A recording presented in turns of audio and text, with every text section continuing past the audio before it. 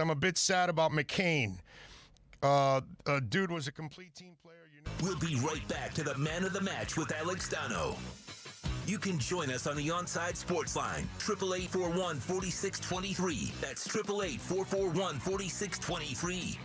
You're listening to the home of Inter Miami CF. His strike is a decent one. It's fired into the top right corner. Gonzalo Higuain opens his account for Inter Miami. OnsideRadio.com, where the passion for La Rosa Negra runs deep. Download the Radio.net app and listen to Onside Radio in every Inter Miami CF game. OnsideRadio.com, your home for Inter Miami soccer. Let's raise a cup to the first among us who put themselves last. To the risk takers, the mask makers, the heroes on the front line and online. To the ones keeping shelves full and keeping us hopeful. To those who don't stop and those making all the stops. To the ones who pick up, suit up, and never let us down. From all of us at Duncan to all the heroes keeping everyone running, we thank you. You're listening to the station with more live and local sports talk than anyone else in South Florida. OnsideRadio.com. Broadcasting from South Florida to the world. Welcome back to the Man of the Match with Alex Donno. It's all yours. Just keep it right here. You can reach out anytime on the Onside Sports Line, 888-441-4623. That's 888-441-4623. Yes! Oh, it is. It is! Man of the Match with Alex Donno. Oh, I'm Alex Donno, and I'm with you guys for the next 3 hours here on OnsideRadio.com. We're also streaming live, OnsideRadio.com. You can get us there. Many different mobile apps where you can listen live, stream us on the go. When I was driving up this morning, I was listening on the Radio FM app. Radio FM app, Simple Radio, MyTuner Radio app. These are all free mobile apps. You download, you make Onside Radio your favorite station. You listen to us on a jog. Listen to us on your Peloton. Just, don't let your children to get sucked in under the goddamn Peloton. We got to talk about this later on in the show. I don't know if I'm going to devote my opening segment to it, but the $5,000 treadmills are literally eating children. It's not a good day. It's not a good time for society. We will get into all that. You can also watch us live on YouTube. The stream is already up, by the way. Got a few folks now filing in. You want to be the first to leave a comment. I don't think anyone has left a comment yet since we've gone live just a couple of minutes ago. So go to YouTube app, youtube.com, search for Onside Radio. Make sure you subscribe to our channel. We keep bumping that subscriber count up. Less than a week ago, we hit 500 subscribers. We've only been doing this for about 2 months on YouTube, so we continue to grow our channel. What makes YouTube so much fun, I'm not going to say that my face is a whole lot to look at. I do have like some classic, rugged, good looks, but that's probably not why you're here. Like, you're probably not here to stare at my face. You're probably here because the live chat feature on YouTube is really awesome. You guys can chat with each other. You can chat with me. I'm very active on the YouTube chat during the show. And every single day since we've been doing this on the YouTube stream, every single day at least one topic, and usually multiple topics from the YouTube chat become topics on the show. So we're very interactive with it. If you're not able to watch us on YouTube and you're listening, you can send us a text. There's another way to interact with us. 844-416-8123 is the text line number. That's 844-416-8123. Ray Grullon is first. Howdy, Ray. Ray is the first one in on the YouTube chat. So get it going, my friends. This is going to be a really fun, really busy show today. And don't forget, today I'm giving you guys the 2-for-1 because I'm doing 2 shows today. We are debuting our new combat sports show, MMA and boxing show. Fight Night is debuting tonight, 7 to 9 p.m. here on Onside Radio. Have a lot of good stuff planned for tonight.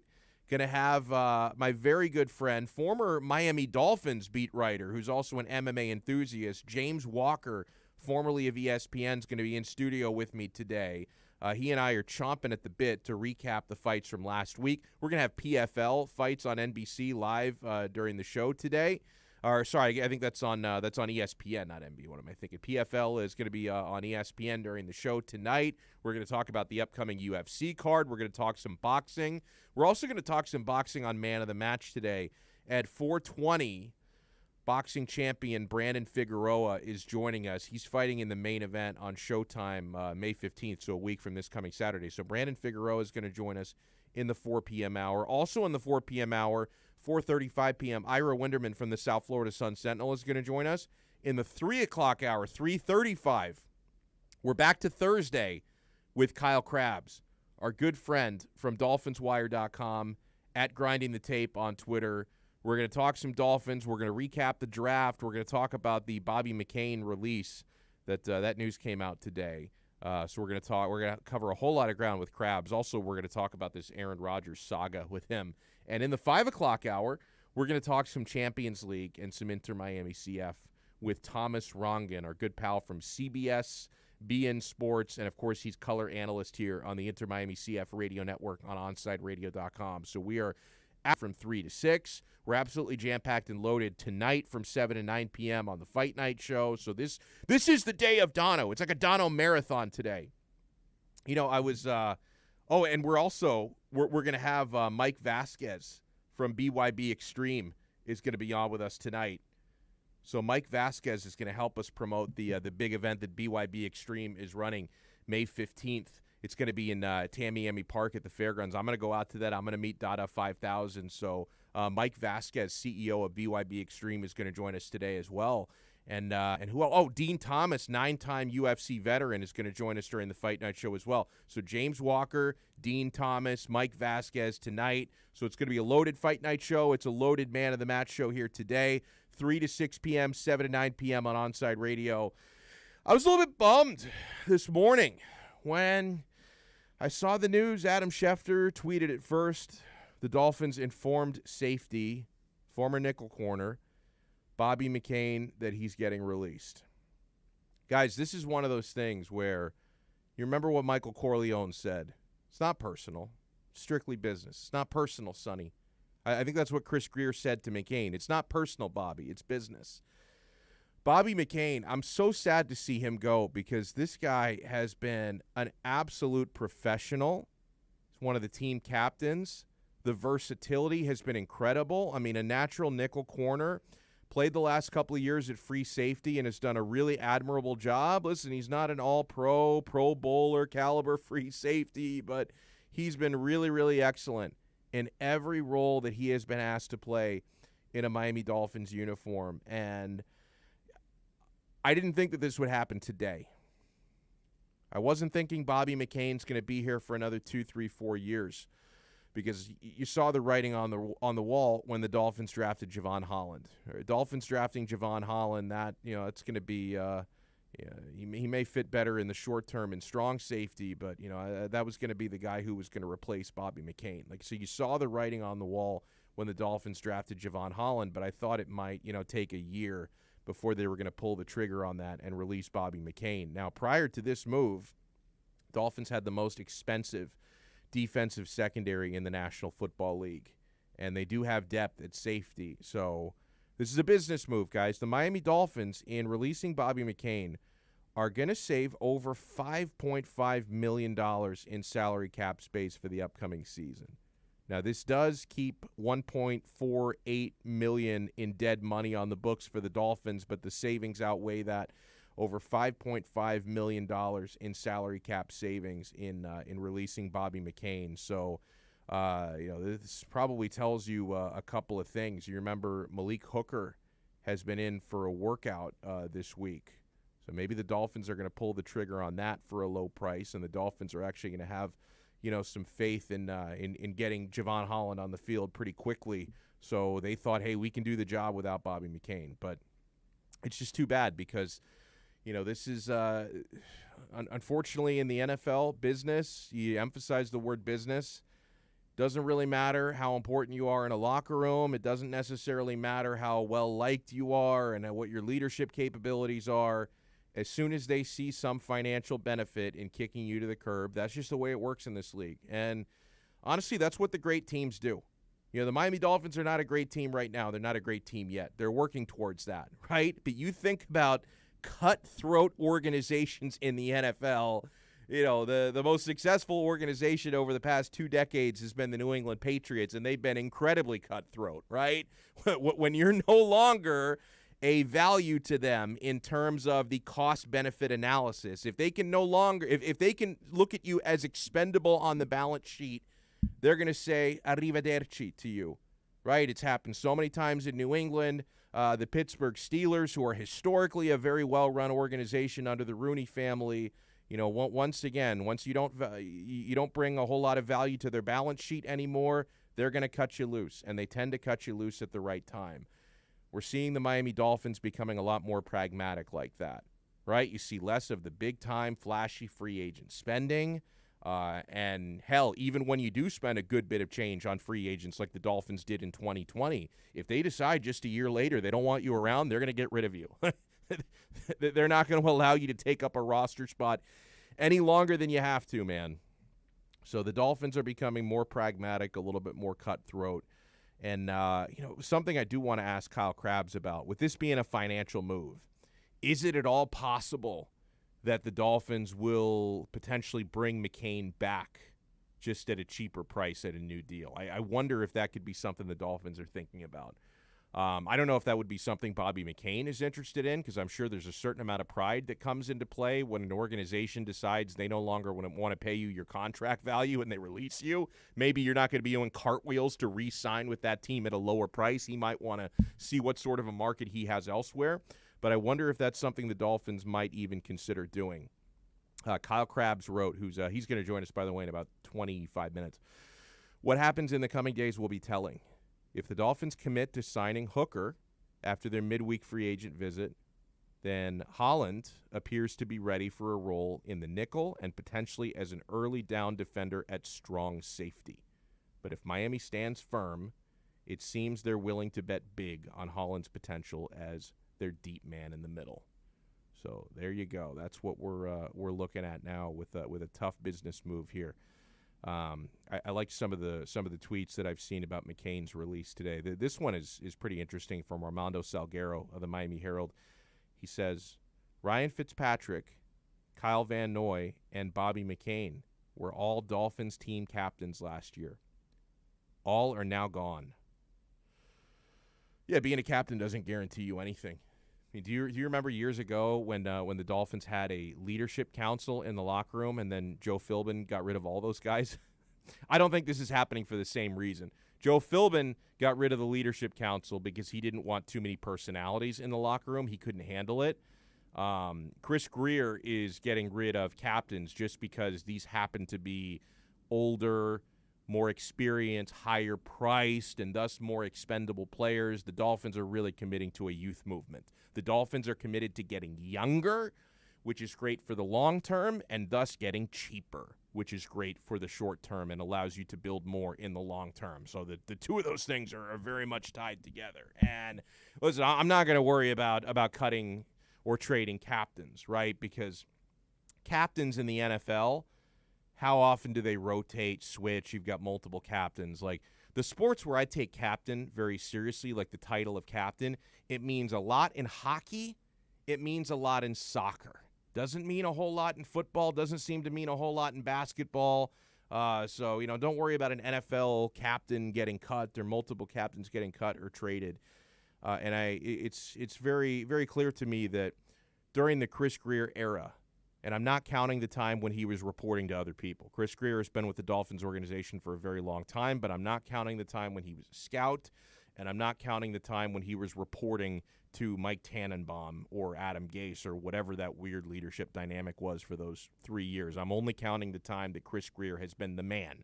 When the buck stops with Greer, when he's the final decision maker. During that era, they have specifically targeted, and I'm sure Brian Flores is influential in this as well, they have specifically targeted players who have leadership qualities. So all of your captains from last year are now gone.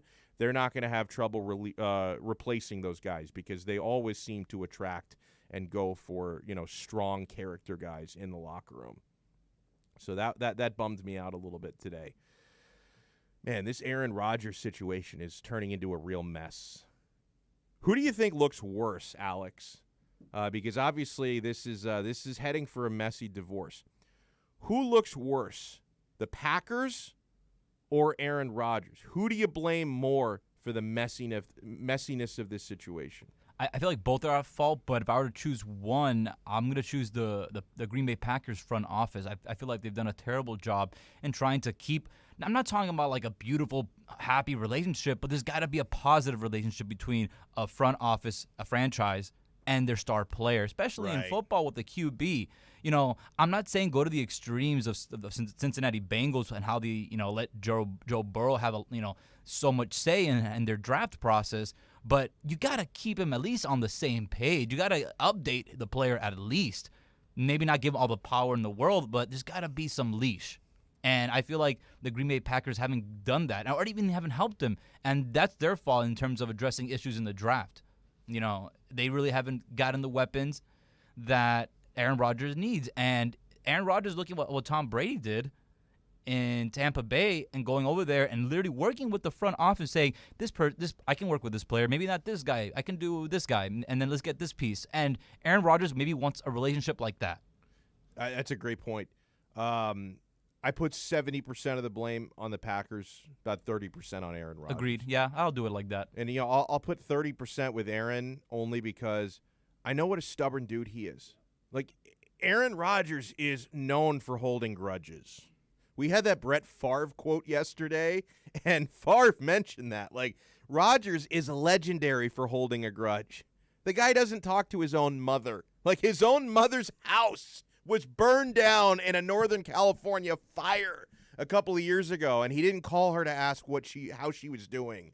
I mean, that is savage. That's how you hold a grudge. So I've got to put some blame on Aaron Rodgers because Aaron Rodgers doesn't seem like the type of guy who's going to bury the hatchet, okay? So the Green Bay Packers, they pissed Aaron Rodgers off, and I can understand why he was pissed. The whole Jordan Love thing, it was poorly handled. It was really poorly handled. I thought they would have been better suited to realize, hey, right now, and he was 36 years old at the time, right now we have one of the best players in the National Football League, 36 years old. He's still elite. He's got a window of a few more years. Let's get him a skill position guy in the first round and make sure we have the best possible talent around him. Instead, they trade up and they draft a quarterback who's not going to see the field for 2 or 3 years anyway, instead of making the rest of the offense better. And not only that, they didn't give him a heads up about it, right? And it's not to say that, hey, we have to ask Aaron's permission to draft Jordan Love, but I do think you owe it to your franchise quarterback when he's as good as Aaron Rodgers to say, hey, Aaron, just so we're on the same page, I'd like you to know what we're doing here. We're going to draft Jordan Love. We think it's the right thing to do, and here's why. I do think you owe that to your player. It's cowardly not to give him that heads up, and they didn't. So that, I'm sure, among other things, pissed Rodgers off, right? And that's the 70% that's on Green Bay because they created this mess in the first place. But then the 30% that goes to Rodgers is the problem. When you're dealing with a guy like Aaron Rodgers, once you get on his shit list, there's no getting off of it. That's the thing. Like, no matter what you try to do to fix it after that, apologize, bake him a cake, offer him, because they've reportedly offered him recently, a contract to be the highest paid player in the NFL, and now all of a sudden he doesn't want to hear it, where I'm sure he would have been open to it earlier. So a guy like Aaron holding that grudge, it makes it incredibly difficult for Green Bay to now make the situation better. So that's the 30% I'm going to put on Rodgers, but the 70% is on the Packers for creating this mess in the first place, man. 844-416-8123 is how you get in via the text line. That's 844-416-8123. And there's a really interesting dynamic with the Green Bay Packers because they're not a conventionally owned franchise. They're owned by the people of Green Bay. So that's a weird wrinkle. So on the other side, I want to tackle this question. What's the best outcome here for the Packers? Is it better for them to trade him, or is it better for them just to see him retire? We'll get to that and more when we come back. You're listening to the only locally owned sports station in South Florida. We are OnSideRadio.com. We'll be right back to the Man of the Match with Alex Donno. You can join us on the Onside Sports Line, 888-441-4623. That's 888-441-4623. Listen to OnsideRadio.com anywhere by downloading the MyTuner Radio app in your app store. Or go to MyTunerRadio.com on your web browser. OnsideRadio.com. South Florida sports leader. When you need your warehouse looking good while staying efficient, there's only one place to find the finest racks in the business. Pallet Rack City in Hialeah. 305-424-8547. That's 305-424-8547. Pallet Rack City is the company you need when you want your warehouse sporting the finest racks in the business. After all, who doesn't love a great rack? Pallet Rack City. 305-424-8547. That's 305-424-8547.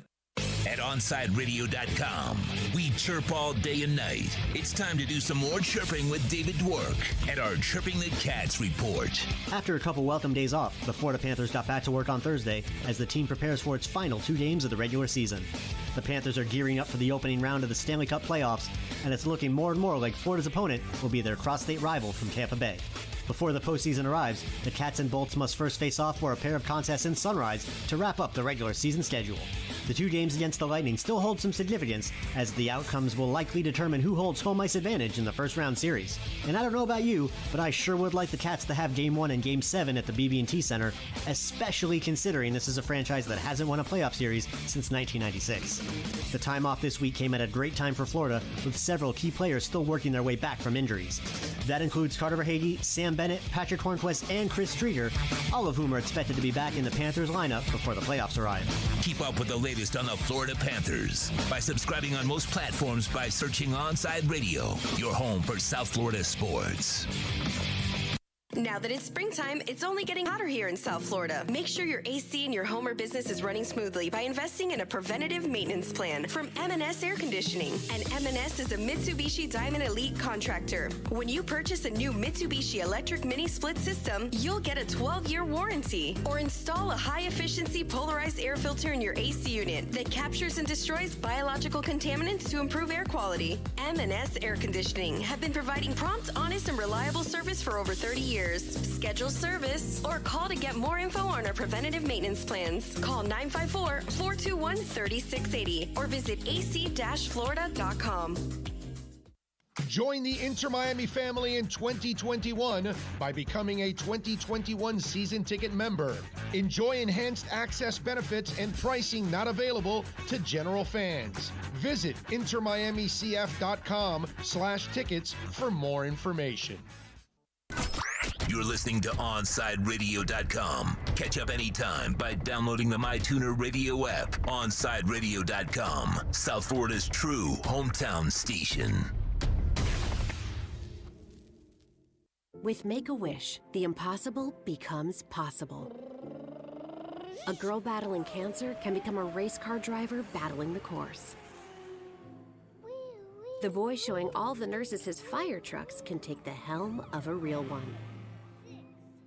Wishes can give kids with critical illnesses the strength to keep fighting, get better, and grow up. Where there's a wish, there's a way. Wishes need you. Visit Make-A-Wish at wish.org. Welcome back to the Man of the Match with Alex Donno.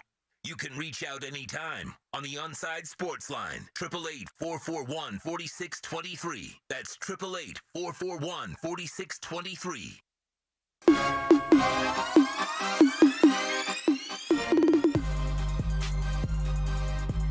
In about 11 minutes, we'll be joined by Kyle Krabs from DolphinsWire.com and from the Draft Network. I bet this entire week has felt like a hangover for Kyle. I mean, with how much work, and I know the work never really stops, right? Because when you cover a draft, even after the draft is over, you do your draft grades for every team, you discuss all the possibilities and stuff. But I know Kyle was working his ass off last week, to put all the final details together to do the 1,000 mock drafts that he does every single week. And then once the draft is gone, you have the huge night Thursday, Friday, the long afternoon on Saturday. It's got to feel like a bit of a hangover after that. He's going to join us in about 10 minutes to break everything down. We'll ask him about Bobby McCain, where we go from here as well. One of the weird wrinkles with Aaron Rodgers in Green Bay is as we've talked about this week, the Packers are not a traditional NFL franchise in that they don't have a traditional team owner, right? They're owned by the city of Green Bay. So as Mike Florio noted in ProFootballTalk.com, the closest thing the Packers have to an owner is CEO Mark Murphy. But the thing about Mark Murphy is he can be fired, okay? Like traditional owners like the McNair idiot in Houston or our guy down here who's not an idiot, Stephen Ross, like they can make decisions and then they don't have to be held accountable for them because they're the top dog, okay? So if Stephen Ross, and I know that normally you say, hey, football moves are made by the general managers and the team VPs, not the owners. Okay, fine. But for a move this big, the owner signs off on it, right? If you're talking about trading an Aaron Rodgers from Green Bay or, before all the lawsuits came up, if you were talking about trading a Deshaun Watson from Houston, the ultimate decision does have to come down with the owner because when it's something that big, you're talking about a franchise generational quarterback, the owner has to sign off on it, right? Now, in this case, again, the closest thing to an owner in Green Bay is the guy who's the CEO of the team. But unlike a traditional owner, if he screws up, he can be held accountable for that decision because he has to answer to the team's board, okay? So that could very well affect the way Packers CEO Mark Murphy looks at this situation and what he ultimately decides to do with Rodgers, right? So we know Rodgers is incredibly unhappy. We know he's the type to hold a grudge, and even though he's going to owe them a ton of money in roster bonuses, he's worth a lot more money than he owes them. Ultimately, Rodgers could very well decide, if you guys don't trade me, I'm not going to play for you.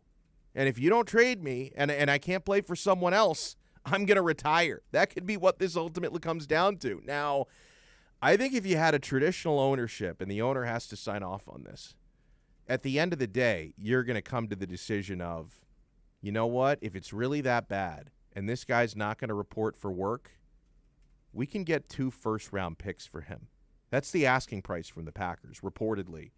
And I think someone might be willing to pay it. Now, they're knuckleheads for not trading him before the draft. Because you trade him before the draft, you know exactly what picks you're getting, and wherever you trade him, the team is probably worse before he got there than they're going to be after he gets there. So you catch my drift that whatever team you trade him to, if you traded him before the 2021 draft, the pick would be higher.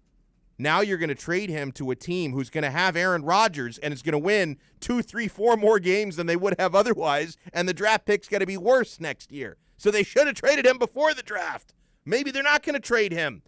And you know what? If you're CEO Mark Murphy, you might decide the best thing for you and your job status is for him to retire, force him into retirement. Here's the risk. Even if they get a big haul, a couple first-round draft picks, maybe even an additional high pick, after 2 first-round picks, if Rodgers ends up doing the Brady, going somewhere else and winning a Super Bowl, CEO Ryan Murphy is going to look like a chooch, and they may want to fire him, right? Because if you trade one of the greatest quarterbacks of all time, he goes somewhere else and wins a ring, and I know Brady wasn't traded, but like Brady left New England, went right over to Tampa Bay, waltzes into Tampa Bay and wins a Super Bowl. If you trade Aaron Rodgers somewhere, he goes somewhere and wins a ring, that's an incredible risk for Murphy, and they may fire him. But then if Rodgers retires, there's none of that what if. So that might actually be the preferred outcome. Like you could argue that it's better to trade him because at least you get something in return. If he retires, all you get is his salary off the books. You don't get any assets in return. But honestly, if you're the Green Bay Packers CEO, I think I called him Ryan Murphy, Mark Murphy. If you're Packers CEO Mark Murphy, it's probably better for you. It's less risky for you if he ends up retiring because that way you don't have to worry about looking like a complete idiot if he goes somewhere else and wins a Super Bowl. If not next year, maybe the year after that because, hey, Rodgers has more than one great year of football left in him, right? I mean, if you send him somewhere for 3 years, he could win a Super Bowl one of those years, and he's going to make you look terrible. 844-416-8123 is how you get in. That's 844-416-8123. Or get us live on YouTube. Go to YouTube, search Onside Radio, hit the Watch Now button or the Watch Live button. Get in here and join the live chat. All right, when we come back, my favorite part of a Thursday show, we're going to talk some Miami Dolphins. We're going to talk some NFL with Kyle Krabs, who does an awesome job for the Draft Network and DolphinsWire.com. Kyle is going to join us next here on Onside Radio. Hey, for 30-plus years, you've been getting the brutal honesty every day from one radio show, the Big O and the Onside Zone, exclusively noon to 3 every day right here on OnsideRadio.com. We'll be right back to the Man of the Match with Alex Donno. You can join us on the Onside Sports Line, 888-441-4623. That's 888-441-4623. Onside Radio, the only choice for the South Florida sports fan. Listen to every Inter-Miami CF match on your home for La Rosa Negra, OnsideRadio.com. Catch us every day on the MyTuner Radio app.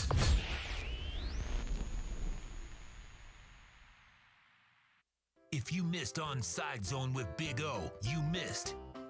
She's kind of young, so I don't know. She may not be into Van Halen much. Let's see. Ruthie, good afternoon. Are you a Van Halen fan? You know, I just had to Google Van Halen. I'm not going to lie to you. I just literally have it on my computer right now. The Onside Zone with Big O. Weekdays 11 to 1 p.m. Only on OnsideRadio.com. Join the Inter-Miami family in 2021 by becoming a 2021 season ticket member. Enjoy enhanced access benefits and pricing not available to general fans. Visit intermiamicf.com/tickets for more information. Keeping you informed in the world of sports.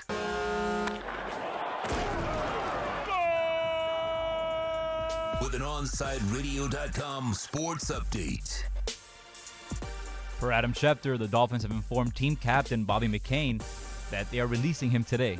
The Miami Marlins took Game 2 of their series against the Arizona Diamondbacks 8-0. 5 relievers combined for a shutout, starting with Ross Detweiler as the opener. Adam Duvall had a home run and 4 RBIs, and Miggy Rowe scored 3 times. The teams are back at it tonight for Game 3 of their series at 6:40. Madison Bumgarner and Pablo Lopez will be your pitching matchup for tonight. The Miami Heat are off until Friday as they host the Minnesota Timberwolves at the AAA. The Florida Panthers are off until Saturday as they welcome the Tampa Bay Lightning for a pair of games to end their regular season. This Sunday, Inter-Miami CF welcomes the Atlanta United to Drive Pink Stadium at 1 p.m., which means Big O and Alex Donno will get you started with the Onside Radio pregame show starting at noon, leading into the call of the game with Chris Whittingham, Thomas Rognan, and Fernando Fiore at 1 p.m. You're listening to South Florida's only locally owned sports talk station, and coming up is more of the Man of the Match with Alex Donno right here at OnsideRadio.com. Parents, we know we can't protect our kids from everything. Eventually, they're going to bump their heads or scrape their knees. But we can protect them from 6 types of cancer. HPV, or human papillomavirus, is a common, preventable virus that can cause cancer later in life. The HPV vaccine prevents human papillomavirus and all the cancers it can cause. The American Cancer Society recommends getting your sons and daughters the HPV vaccine starting at age 9 to protect them later in life.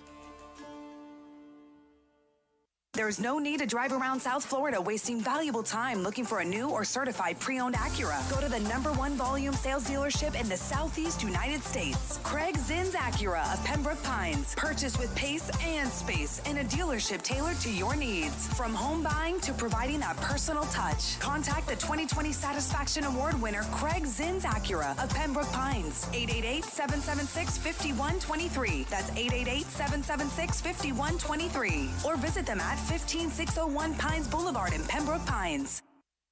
You're listening to the station with more live and local sports talk than anyone else in South Florida. OnsideRadio.com. Broadcasting from South Florida to the world. Welcome back to the Man of the Match with Alex Donno. You can reach out anytime on the Onside Sports Line, 888-441-4623. That's 888-441-4623.